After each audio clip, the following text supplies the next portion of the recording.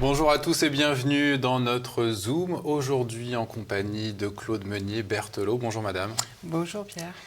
Claude Meunier-Berthelot est juriste diplômé d'Assas. Vous avez réalisé toute votre carrière dans l'éducation nationale. Vous avez consacré 2 livres à son actuel ministre, l'inénarrable Jean-Michel Blanquer. Ces livres, Blanquer ce monstre froid, Blanquer le cynique. Votre dernier ouvrage, Claude Meunier-Berthelot, c'est l'identité française qu'on assassine, préfacé par un journaliste qu'on connaît bien ici à TV Liberté, en la personne de Laurent Arthur Duplessis. Claude Meunier-Berthelot, je vous cite en substance, le ministre de l'Éducation nationale, Jean-Michel Blanquer, continue les travaux de démolition effectués par ses prédécesseurs pour, je vous cite, qu'une élite immigrée dirige la France. Vous y allez pas un petit peu fort? Pas du tout, hélas, j'aimerais pouvoir me tromper, mais je connais trop bien la maison pour savoir effectivement que c'est bien effectivement l'intention qui est faite. D'ailleurs, il faut se référer à l'accord qui a été conclu en 1975, l'accord de Strasbourg, qui a été conclu entre les responsables européens et les responsables musulmans, et qui ont effectivement conclu cet accord en marge des négociations sur l'OPEP. Et pour que, effectivement, l'Europe islamise conformément aux souhaits des responsables du Maghreb et du Moyen-Orient. Donc, c'est pas du tout une vue d'esprit. Hein. Alors justement, depuis 1975, on pourra peut-être parler de ce qui s'est passé avant, mais comment ça se concrétise, cette politique, depuis 1975 ? Ça a commencé finalement avant pour nous, c'est-à-dire qu'en réalité, vous avez aujourd'hui 2 systèmes éducatifs qui fonctionnent en parallèle. Un pour nos enfants, et un pour les élèves issus d'immigration dans les réseaux d'éducation prioritaire ou hors réseau d'éducation prioritaire, mais ce sont des élèves qu'on a effectivement sélectionnés dans les réseaux d'éducation prioritaire et pour leur faire suivre une scolarité d'excellence dans des établissements qui ne sont pas forcément situés dans les REP d'ailleurs. Notamment l'internat d'excellence de Sourdin, qui a été créé en 2008, l'internat d'excellence aussi de Douai, l'internat d'excellence de Montpellier, etc. Enfin bon, mais il y en a beaucoup d'autres également. Donc, si vous voulez, vous avez d'une part un système éducatif qui, pour nos enfants, s'écroule, mais s'écroule volontairement. Ça n'est pas du tout, si vous voulez, la négligence, de l'incompétence, la succession du ministre qui serait censé faire n'importe quoi et puis sans lien avec ce que le précédent ministre aurait fait. C'est pas du tout ça. Si vous voulez, vous avez une ligne conductrice et chaque ministre, si vous voulez, prend le relais du précédent, que ce soit des ministres de droite, que ce soit du ministre de gauche. Et cette destruction du système éducatif, elle est très ancienne. Cette volonté de destruction, elle est très ancienne. Vous partez de la Révolution quasiment avec Exactement. Le projet Saint-Fargeau. Il s'agissait de quoi ici? Alors le projet de Pelletier, au moment de la Révolution française, vous avez eu 2 projets. Le projet de Condorcet et le projet de Lepelletier de Saint-Fargeau. Et le projet de Condorcet était un projet qui était basé sur l'instruction, si vous voulez. Bon, il était anticlérical, ça c'était vraiment la signature des révolutionnaires, mais il avait quand même l'objectif d'instruire le peuple, alors que celui de Lepelletier-Saint-Fargeau, qui a été repris par Robespierre en 1793, donc au moment où effectivement de la Terreur, était basé sur la disparition de toute instruction et le remplacement par des activités, si vous voulez, manuelles, et par l'embrigadement des enfants pour leur faire accepter les valeurs dites de la République naissante, si vous voulez. Alors, vous dites imprégner le citoyen des idées révolutionnaires en le soustrayant à sa famille. Exactement, le soustrayant à sa famille de 5 à 12 ans. Il préconisait effectivement de l'extraire de la famille de façon à ce qu'il ne subisse aucune influence, si vous voulez, qu'il n'y ait pas, parce que forcément, chaque famille avait malgré tout l'héritage de la monarchie. Et donc, il ne fallait surtout pas, si vous voulez, que l'enfant subisse l'influence familiale et il fallait les extraire de la famille de 5 à 12 ans. C'est ce que, un petit peu, je ne sais plus si c'était M. Payon ou Mme Vallaud-Belkacem qui disait « en réalité, votre enfant ne vous appartient pas ». Ah oui, d'accord. Et puis, d'ailleurs, M. Payon a bien dit, effectivement, que donc, on a vraiment affaire à des révolutionnaires qui achèvent la Révolution française, puisque M. Payon a dit lui-même, la Révolution française n'est pas terminée, il faut l'achever. Donc, et il ne faut pas prendre à la légère ce qu'il a dit, c'est la réalité. Ce sont des révolutionnaires et ils agissent par étapes, en sous-main. Et là, on arrive effectivement...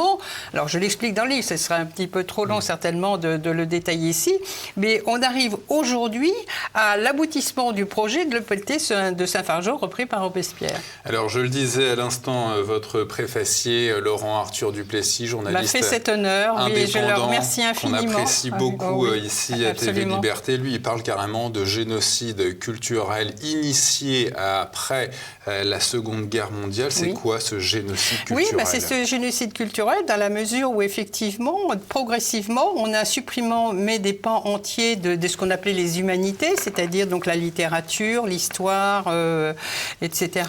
Et donc, aujourd'hui, il n'est plus prévu de littérature française dans les programmes. Par contre, M. Blanquer a bien dit, si vous voulez, qu'il allait donner beaucoup d'importance à l'aspect qualitatif de l'enseignement de l'arabe.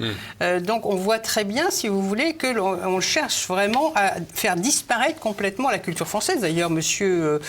Macron a bien dit que la culture française n'existait pas, si vous voulez. Hein. Donc, M. Blanquer est tout de même... que beaucoup prennent encore pour quelqu'un qui restaure la qualité du système éducatif, n'est pas du tout ce personnage-là, mais est au contraire un mondialiste acharné qui travaille avec un acharnement incroyable pour les réseaux d'éducation prioritaire, c'est-à-dire pour favoriser l'excellence éducative chez les élèves issus de l'immigration, au détriment bien sûr de nos enfants, puisque là, pour nos enfants, le système s'écroule dans la mesure où les cours sont progressivement remplacés par des activités sans obligation de résultat. Laurent Arthur Duplessis évoque le plan Langevin à Vallon décidé en 1947, donc après la Seconde Guerre mondiale. Là, on a décidé de l'instauration de la méthode dite globale. Est-ce que vous pouvez nous dire en quoi c'est dangereux, voire nocif, comme il l'explique? Oui, parce que si vous voulez, d'ailleurs la méthode globale a été instaurée par Nicolas Adam, qui était un précepteur dans les familles aristocratiques et qui était un grammairien, qui connaissait donc parfaitement effectivement la langue, et qui en 1787 a instauré cette méthode globale en disant: éloignez des enfants les textes latins et français et amusez-les avec des mots entiers à leur portée. Donc, c'est-à-dire qu'il avait bien compris que c'était même plus la peine de leur faire analyser des textes, ils n'en étaient plus capables, et il avait instauré cette méthode. Alors on pense qu'il y a peut-être quand même un lien avec la Révolution française, puisque effectivement les aristocrates à la lanterne, on les pendra, certainement que leurs enfants, on les abêtira, quoi. C'est ça, donc on n'en aura plus d'aristocrates de cette façon-là. Donc je pense que l'esprit, c'était ça. En plus de cette méthode globale, il y a tout un esprit qui est expliqué dans cette théorie qu'est le constructivisme. Ça sert, c'est quoi le fond de cette théorie, le constructivisme? Alors, si vous voulez, d'une part, vous avez cette méthode globale. Je reprends la question que vous aviez posée là tout à l'heure. En quoi cette méthode globale est-elle nocive? C'est que finalement, l'enfant ne peut plus comprendre des textes parce qu'il ne connaît pas la nature ni la fonction des mots. Les mots sont appris par cœur. C'est par mémorisation. Alors que dans les méthodes traditionnelles, vous avez effectivement une méthode qui va du simple au complexe et qui s'accompagne de l'analyse grammaticale et logique. Et donc, l'enfant qui construit une phrase en connaît le sens parce qu'il sait que tel mot c'est un article, tel mot un nom, tel mot un verbe, tel mot un adjectif. Donc il connaît effectivement la structure de la phrase. Avec la méthode globale, on ne sait pas du tout. Donc l'enfant peut apprendre à lire s'il a de la mémoire. Il va lire ma couverture là sans problème. Mais qu'est-ce que ça veut dire? Il n'en sait rien. Et donc, si vous voulez, ça supprime. Et forcément, cette méthode implique de faire disparaître la littérature, parce que les enfants n'en sont plus capables. Ils n'ont pas les éléments nécessaires pour pouvoir appréhender la compréhension des textes. Alors, sous le premier septennat de Jacques Chirac, il y a cette cohabitation avec le Premier ministre Lionel Jospin. Intervient la refondation de l'école. Qu'est-ce qui se passe? C'est quoi le projet? Refondation d'école, à quel moment? Refondation de l'école en 98, transformer l'école en lieu de vie, etc. Ah oui, ça c'est Allègre. Oui, ça c'est Allègre en 98, effectivement. Donc il est arrivé au ministère, il a dit l'école de Jules Ferry, c'est terminé. Et donc, au lieu, effectivement, de se dire pourquoi, effectivement, les élèves ont des difficultés et donc reprenons les choses à la base pour que les élèves aient des bons résultats, bien non, il a dit, il est parti des mauvais résultats en disant c'est trop difficile, il faut changer le système. Et c'est effectivement Claude Allègre qui a instauré ce système d'activité qui est masqué sous des appellations très diverses, si vous voulez, pour laisser croire quand même que ce sont des données scientifiques, alors qu'en réalité, ce sont de simples activités au cours desquelles l'élève est censé construire son savoir, c'est-à-dire qu'il va recueillir des documents à droite, à gauche, etc. Mais ça, c'était pour que ce travail-là soit productif, il faut déjà avoir des bases très solides. C'est un travail d'universitaire. Ça, c'est pas une mauvaise méthode, si vous voulez, pour un universitaire, de faire des recherches de documents, ensuite de les rassembler, de trier l'information, de reconstituer un document pour faire une synthèse. Donc, mais ça demande d'avoir des bases solides, si vous voulez, intellectuelles. On demande ça aux enfants. Donc, c'est-à-dire qu'en fin de compte, ils picorent des choses sans trop savoir à quoi ça correspond, et finalement c'est ça qu'ils vont présenter au bac, c'est ça déjà qu'ils présentent au brevet, c'est ça qu'ils vont présenter au bac avec le nouveau bac de Monsieur Blanquer. C'est quoi le résultat de toutes ces années, décennies de politique sur l'école? On voit les classements PISA. Comment la France est classée aujourd'hui? Dans on les parle derniers. Des mathématiques, de sciences, de langue maternelle. On en est où? Dans les derniers. On est dans les derniers, effectivement, parce que aussi bien l'enquête PISA que l'enquête TIMSS, l'enquête internationale TIMSS, place la France dans les derniers. On ne peut pas espérer, effectivement... Et vous parliez justement de cette politique de favoriser la réussite dans le secondaire. Ça passe par quoi? C'est ce que M. Blanquer prétend, de favoriser la réussite dans le secondaire, mais c'est vraiment du baratin. Enfin, ça ne correspond à rien, puisque en réalité, justement, si vous voulez, il parle d'enseignement de spécialité, par exemple. Mais ce n'est pas des enseignements, d'abord, ce n'est pas des enseignements. C'est-à-dire qu'en réalité, si vous voulez, vous allez avoir un panel de domaines, et l'élève va choisir ce qu'il préfère. Par exemple, vous préférez le sport, vous allez vous orienter vers ça, si vous voulez, vers toutes les activités sportives. Et donc, à ce moment-là, vous allez faire un dossier sur le sport, par exemple, je ne sais pas, sur le football ou sur... et puis il y en a une autre, ce sera la danse qui sera... n'importe quoi, si vous voulez. Et donc, dans ce domaine-là, ils vont constituer des dossiers, etc. Et puis ils vont présenter ce travail-là au bac. Mais il n'y a pas d'obligation de résultat. Il ne peut pas y avoir d'obligation de résultat. C'est ça le constructivisme, c'est laisser l'élève aller dans la direction qu'il a choisie. Voilà, et puis il est censé construire son savoir à travers ces activités-là. Voilà. Alors, donc vous voyez que c'est rien du tout. On voit beaucoup les conseils départementaux ou régionaux offrir des tablettes à tous les enfants. C'est quoi le résultat de cette politique? Oui, là, il y a une informatisation effectivement de l'école et c'est très dangereux. D'abord, si vous voulez, pour la santé des enfants, c'est très mauvais parce que ce sont des appareils qui fonctionnent en Wi-Fi et c'est très dangereux pour la santé. Ça, les médecins le disent, il n'y a pas de problème.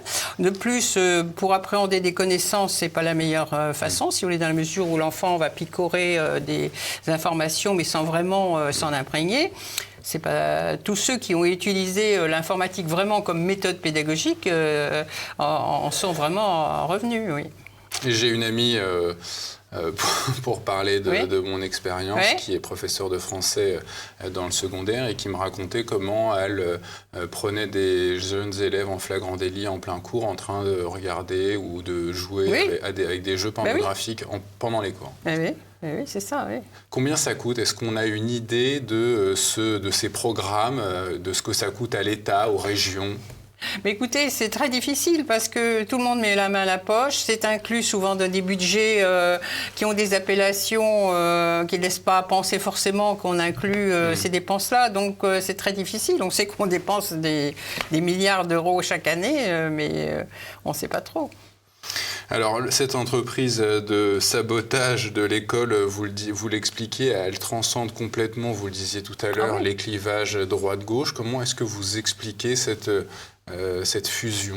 Mais parce que justement, il y a un projet, si vous voulez. Il y a un projet, justement, Laurent Arthur Duplessis en parle, c'est vrai, à partir du plan Langevin-Wallon, si vous voulez. Le plan Langevin-Wallon se résume à ceci, c'est-à-dire qu'il est prévu de remplacer des cours par des activités. C'est tout à fait ça, si vous voulez. Donc avec toutes les conséquences qui en découlent. Il avait bien prévu aussi, ce plan Langevin-Wallon, un corps de professeurs unique de la maternelle à l'université. Et on le comprend très bien, puisque si vous voulez, vous n'avez plus de question de niveau, alors que jusque-là, un enseignement de maternelle, un enseignement en terminale ou dans l'enseignement supérieur, c'était quand même pas la même chose. Ils n'avaient pas la même formation. Parce que là, il était bien prévu, et on l'a vu avec la création des UFM, qui ont été transformés en une école supérieure du professorat à l'éducation et qui maintenant ont été recyclés sous l'appellation Instituts nationaux supérieurs du professorat par Blanquer. Mais c'est les mêmes, c'est toujours la même chose. Hein. C'est simplement pour faire croire qu'on crée. M. Blanquer a dit « je crée des écoles ». Et quand vous regardez la loi, si vous voulez, qui instaure cette création, il y a simplement marqué « remplacer le mot enseignement supérieur du professorat et de l'éducation par Instituts nationaux supérieurs du professorat ». Et rien ne change du texte. On avait à l'époque vu le ministre de l'Éducation nationale, Gilles de Robien, tenter quelque chose, de réformer l'éducation nationale, en tout cas de remettre un apprentissage de la lecture qui aurait permis aux enfants de ne pas être complètement dans les choux après le CM2. Il s'est passé quoi? Il s'est passé qu'il a été court-circuité par son administration. D'ailleurs, il l'a avoué dans une assemblée au moment où il y a eu, en 2013, je crois.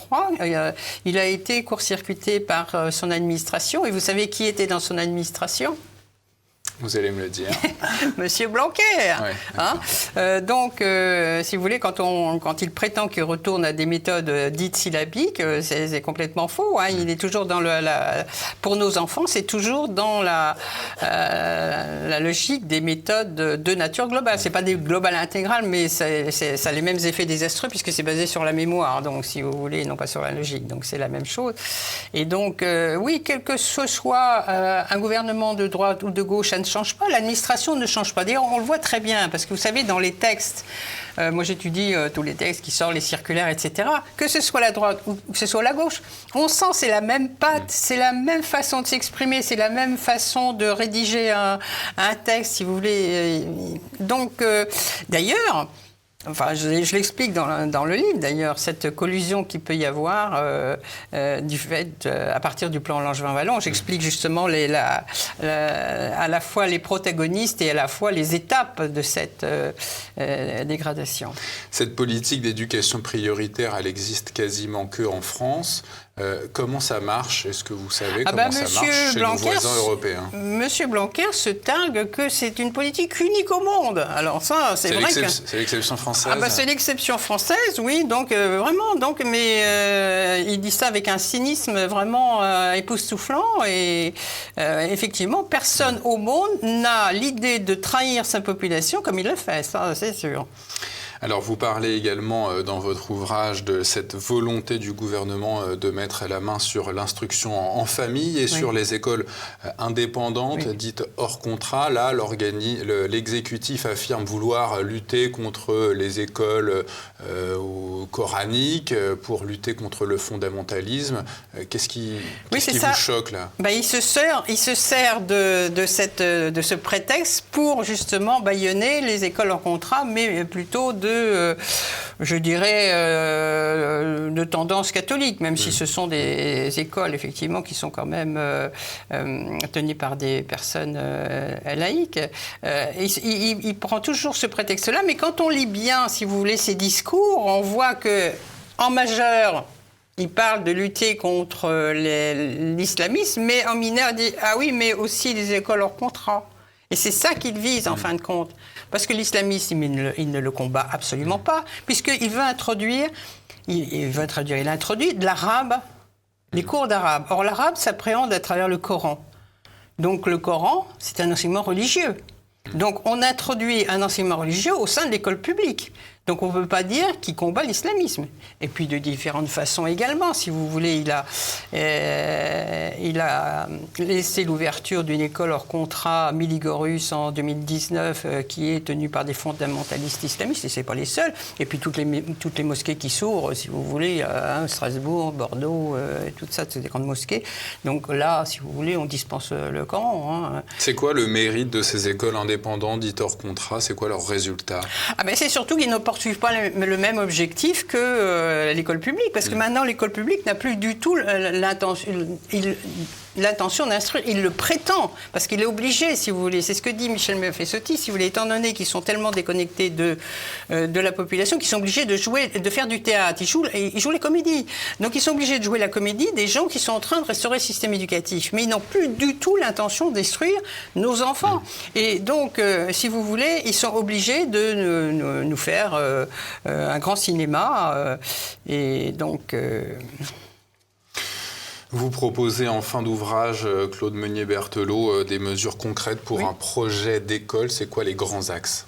Les grands axes, c'est de généraliser les écoles indépendantes. De toute façon, l'école publique pour nos enfants, elle n'est pas restaurable. Pour une bonne raison, si vous voulez, c'est que d'abord, le système s'est démantelé petit à petit. Maintenant, les conditions ne sont plus réunies pour que ça puisse être restauré, d'une part. Et puis, d'autre part, si vous voulez, c'est pas, on peut pas. On a une administration qui est omniprésente, si vous voulez, et qui a effectivement cette volonté de détruire le système. Si vous mettez un ministre quelconque de droite ou de gauche, enfin de droite, etc., ça ne sert à rien, puisque de toute façon, l'administration est là omniprésente. Il faut libérer le système. Il faut, pour vous, couper complètement les liens entre l'État et l'école. Non, il faut donner le chèque éducation. C'est-à-dire que chacun puisse mettre son enfant dans l'école de son choix. Et là, si vous voulez, s'il y a des gens qui sont satisfaits de l'école publique et qui veulent laisser leurs enfants dans l'école publique, mais ils le peuvent. L'école publique peut subsister si l'école publique leur convient. Vous avez des gens qui ne sont encore pas assez conscients, si vous voulez. Moi, je le vois autour de moi.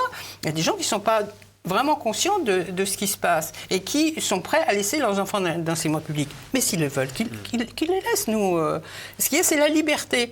Mais il faut donner la possibilité à tous de pouvoir choisir son école. Et ça, il faut, au contraire, il faut attribuer le chèque éducation. Et ça, il va falloir lutter beaucoup parce que... on est dans une situation très grave, vraiment très grave. Regardez le problème de Sciences Po en ce moment. Vous avez des élèves brillants, mais ce n'est pas la première année que ça se passe. Mais alors évidemment, en plus de ça, ce n'est pas qu'à Sciences Po. Mais Sciences Po, c'est évidemment une vitrine de prestige et donc c'est plus... censé être. Censé. Je suis tout à fait d'accord avec vous parce que maintenant, c'est quand même très déliquescent. Mais si vous voulez, ça reste encore, si vous voulez, malgré tout, ils vivent sur leur, sur leur prestige passé, disons. Eh bien, on a vu des élèves brillants cette année, mais ce n'est pas la première année, des élèves brillants qui sont refusés au bénéfice d'élèves qui sont médiocres et d'élèves qui viennent des réseaux d'éducation prioritaires. Et vous avez notamment un quota qui est prévu d'élèves venant des réseaux d'éducation prioritaire, et quel que soit leur niveau. Donc, si vous voulez, il faut absolument, si vous voulez, prendre conscience. D'ailleurs, c'est le cœur de mon livre, en fait, ça, si vous voulez. C'est cette préférence pour les immigrés qui détruit effectivement l'identité française. Et donc, j'explique tout ce mécanisme qui n'existe pas simplement pour Sciences Po. D'ailleurs, une jeune fille, je lisais un article dans lequel une jeune fille disait « Oui, mais je ne comprends pas parce que ma sœur, ça se passe également dans une école d'architecture, parce que ma sœur, qui était une élève moyenne, est admise. Nous sommes des enfants d'ouvriers, nous habitons dans des zones... plutôt défavorisée, et ma sœur a été reçue alors qu'elle dit elle-même que des camarades brillants ont été recalés. » Cette mainmise de l'État sur les élèves, comme d'ailleurs sur tous les autres secteurs de la vie des Français, est-ce que vous pourriez qualifier ça de totalitarisme ? Oui, bien sûr, puisque effectivement les personnes qui n'ont pas les moyens financiers de payer une scolarité pour leurs enfants, ben, ils sont bien obligés de subir. Alors, effectivement, il ne faut pas penser que dans les écoles indépendantes, c'est encore dans l'esprit de certaines personnes, il ne faut pas croire que ce sont des gens qui ont de l'argent, loin de là, parce que vous savez que vous avez des associations qui recueillent de l'argent pour justement aider les familles à payer la scolarité des enfants dans l'enseignement privé. C'est quoi l'avenir de la France si l'école continue à fabriquer des crétins français? Ah mais c'est ça, c'est pour ça que je vous dis c'est l'identité française qu'on incite. Je crois que, je m'excuse de dire ça, mais je crois que mon livre met vraiment, si vous voulez, la situation telle qu'elle sur la table et il faut absolument donner les moyens de l'information pour lutter. Parce que si vous voulez, vous ne pouvez pas lutter contre une information que vous ne connaissez pas. Or, moi, tout ce que je dis dans le livre, vous ne le trouverez nulle part. Enfin, c'est-à-dire du factuel. Ce sont des faits, et vous le trouvez sur Internet, etc., mais jamais un média va vous en parler. Jamais. On le trouve facilement. D'ailleurs, tout est vérifiable. Dans tout ce que je dis, c'est vérifiable. Mais c'est jamais médiatisé. Alors, comme on est dans une société hyper médiatisée, ben, ce qui est médiatisé n'existe pas. Et donc, je pense qu'effectivement, ce livre apporte les éléments d'information nécessaires pour pouvoir lutter, justement, et dire nous ne voulons pas cela. Et donc, il n'y a pas simplement, si vous voulez, Sciences Po, c'est tous les accès aux grandes écoles. Vous avez effectivement toute une série de dispositifs qui existent pour les élèves issus d'immigration dans chaque secteur d'activité, que ce soit dans des écoles d'art, que ce soit dans des écoles de cinéma, que ce soit des écoles de commerce. À l'ESSEC, notamment, Chantal Larnelet, qui est responsable du pôle éducation, vous dit qu'avec les aides qu'on apporte aux enfants, ils ont des résultats vertigineux. Enfin, on est vraiment content pour eux, hein. Et c'est nous qui payons, et en plus de ça, si vous voulez, à la barre de nos enfants qui n'en bénéficient pas. Faut arrêter, quoi. Et ça nous coûte des milliards et des milliards chaque année. Ce livre, c'est l'identité française qu'on assassine. Nos téléspectateurs pourront le retrouver sur la boutique officielle de TV Liberté. Merci madame. Merci Pierre Vergeon.